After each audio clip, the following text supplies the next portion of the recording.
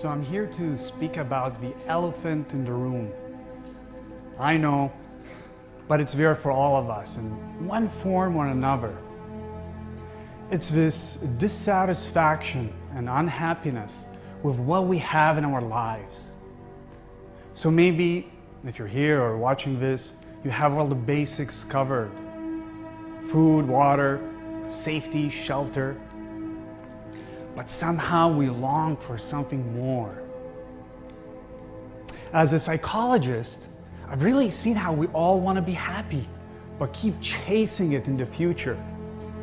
And I know that myself really well, because I had everything in life. I had loving support, education, career, but it wasn't enough. And that really frustrated me. And eventually, I discovered the real obvious reason. It's really obvious. It's our mind. It really gets distracted and lost in negatives and has a difficult time being right here in the present moment. What helped me see that so clearly was mindfulness meditation. I came across it in the research in my field and started using it with clients. And that took me on a personal journey, which eventually led me to this ridiculous gut feeling that I had to do, which is drop everything in my life and go to a 6-month meditation retreat in Southeast Asia in a forest monastery in silence. I tell you, it was the most difficult, unpleasant, painful 6 months of my life. But it really taught me profound lessons that has inspired me to be here today. So I'm here to really share with you my personal insights and professional understanding of mindfulness meditation with the hope that you give it a chance so you can see for yourself how it can redefine the way we approach happiness, satisfaction, and reduce the suffering in our lives from the pain that's already there. Okay, so back to some not so good news about our mind. It has the tendency for a negativity bias, or evolutionary psychologists refer to it as a survival mechanism. So if there's a bunny in the bushes, and there's sounds, our mind is ready with a stress response for a fight or flight response. I did it backwards actually. Fight or flight response. Even if there's just a bunny, we're getting ready for a tiger.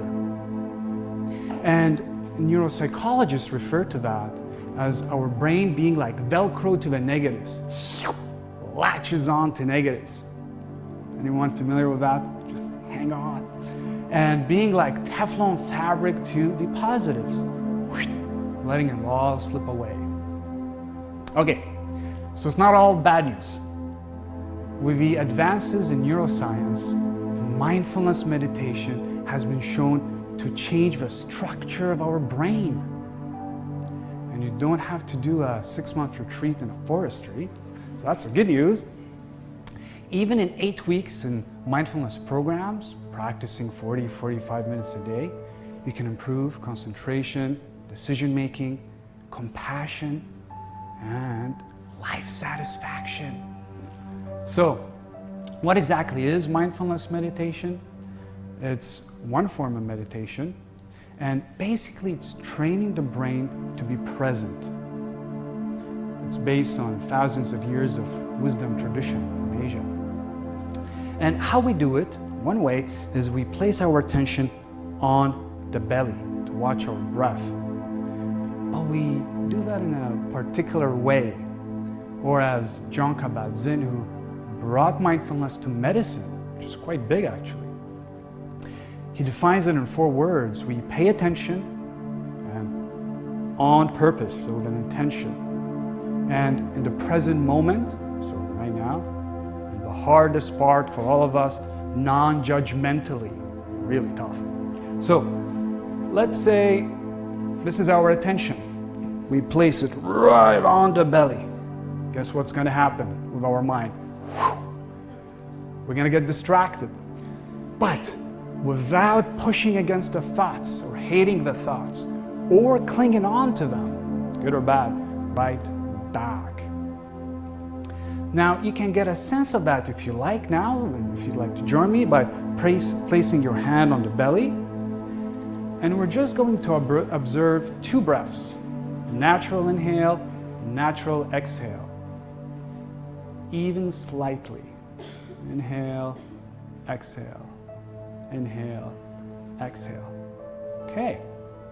Now, when we do that, and some of you maybe notice that, there'll be thoughts, emotions, or sensations, but we don't get lost in them. We bring our attention back. And every time we do that, guess what we're doing to our brain? We're strengthening the muscles in the brain every time. It's a gym workout for the brain. And in the process of doing that, patiently, I mean, it takes a lot of patience, and compassionately, we learn to work with our mind and be present with whatever is here. Now, we don't have to like what's here. When I first arrived at the forest monastery, I asked the monk, I said, is it true there are poisonous snakes on the compound? He said, yes, deadly. Just stay away from them. Walk mindfully. Great. Use a flashlight at night. And I love this one too. Check your meditation cushion before you sit on it. I mean, I could have died. That was, a possibility. But the best part, he said, send them love. They were here before us. Okay, Mr. Monk, I wasn't ready for that yet. So, but I did notice, even before going to this long retreat, I noticed some changes in my mind and how it reacted, just from daily meditation. One day I was stuck in a traffic jam really early in the morning, 5:40, on the way to the gym, and unexpected. And instead of the usual, why are these people moving? Got uptight, agitated, and the mind going into, this is going to be a horrible day, I'm late for stuff. What surprised me is what I heard. And I thought, oh, interesting. The thought, I hope no one's hurt. Maybe there's an accident. Or maybe it's construction and those workers were up all night. And I started wishing them well. May they be safe today. Now, I still was late, so that didn't change, but I didn't spiral into the negativity of the mind. And it really showed me, it was worth working that muscle in the daily practice. So let's put together what I shared so far with a little illustration. Imagine this is pain. It could be anything. Let's just say stomach pain. Signals travel to the brain. If you imagine this is our brain, our mind, when relatively calm, we have now a signal of pain. But it doesn't stop there. We're not usually loving to it. We hate it. And we get agitated and wish it wasn't there. And then what we do, we let negativity leak the rest of our mind. Why me? Why is this happening? And then we stir it all up with negativity. What kind of horrible thing this is? We worry. And instead of being present with the pain, we get taken for a ride in our mind.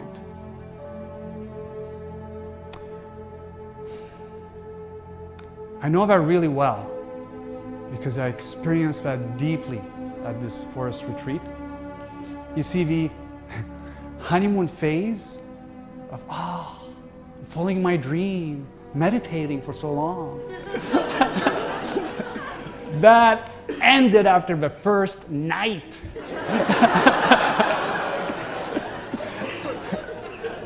You know, everything that brought me happiness, or I thought brought me happiness, was pulled for under my legs. The people I loved, there's no technology, no social media, no internet, just seclusion and deprivation. And it was a wake-up call in the morning, 3 a.m. every day. But it wasn't this nice chime of ding. Good morning, Kasim. No, it wasn't that. It was boom, boom, boom. Every morning startled me, which would begin our 13, 14 hours of daily meditation in the heat with the lovely insects, scorpions. Yes, scorpion. Actually, someone got stung by one as they sat on their cushion when I was there. So, and sleeping on this lovely wooden bed with just a little bit of foam. Daily hunger, because last meal of the day, guess what? Lunch. And when? 10:30 in the morning. That was a reality. So whenever my mind got stirred up in any of that pain, it was crushing. I felt trapped. I actually woke up one night screaming from it all.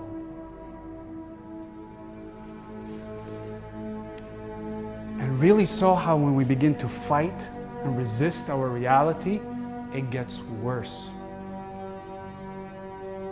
Things began to change for me when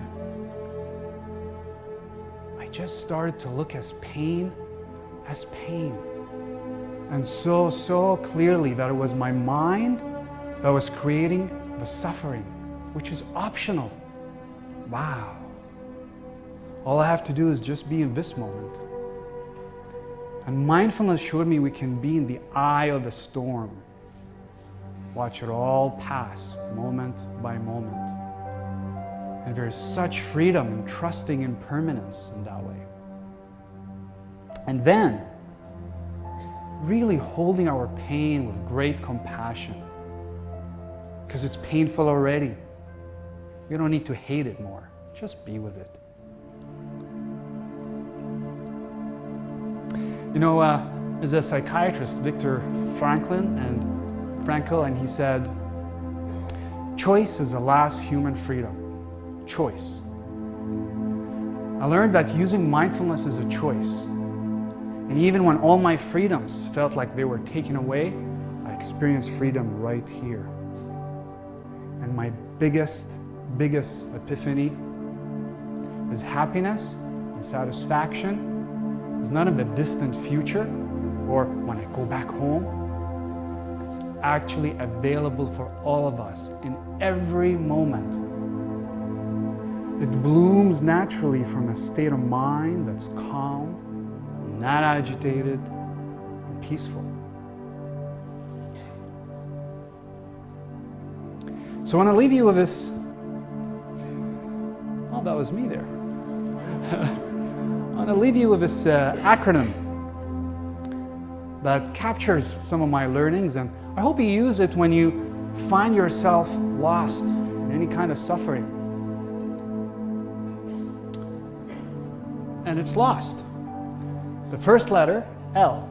Just know you are lost in suffering and thoughts. Come back to the present moment. O. Offer loving kindness. You don't have to like the pain, just hold it with compassion. See and smile. See pain as pain, or joy as joy, without the added agitation of the mind. And smile, knowing you just did that. And T for take a deep breath. Knowing you are not alone, we are all dealing with the condition of the mind. So I invite you to join me in taking a deep breath into the nose. And exhale. So to sum up, if we don't retrain the brain, it can cause added pain. And the training can begin with mindfulness meditation. It's not a quick fix. with magical results, nor is it going to make us immune to the challenges in life.